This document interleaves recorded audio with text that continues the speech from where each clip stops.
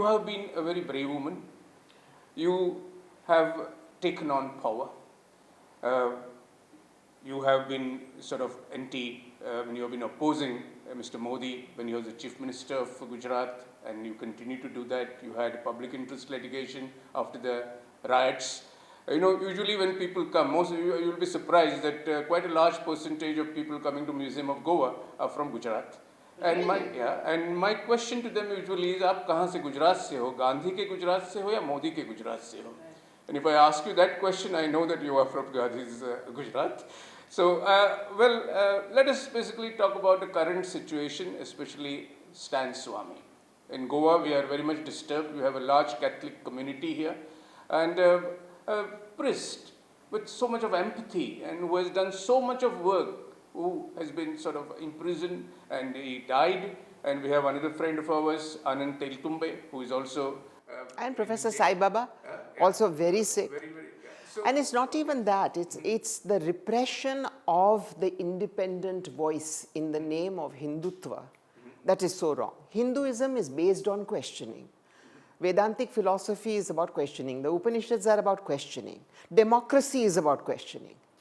And to be put into jail because you question something, and look at it from Natasha Narwal to Father Stan Swami. Look at them. My friend Akhil Gogoi has just come out of jail, and he was elected an MLA while he was thrown into jail because of the CAA and protests.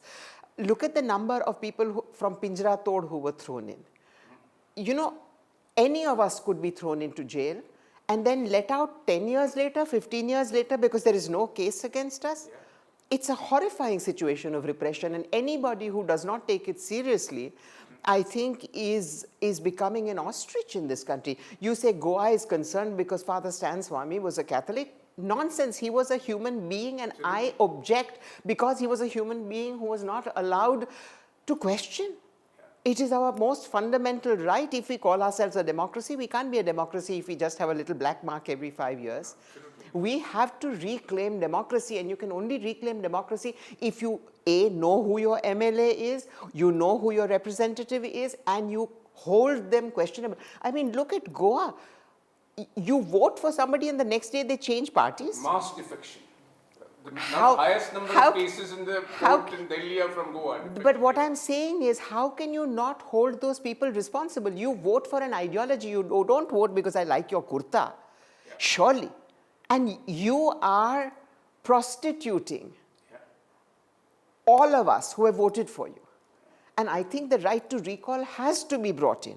Yes. And this is a travesty of everything that is called democracy. We are a democracy not even in name anymore. With the large-scale buying of elected officials, the large-scale buying pre-election that goes on, it's horrifying.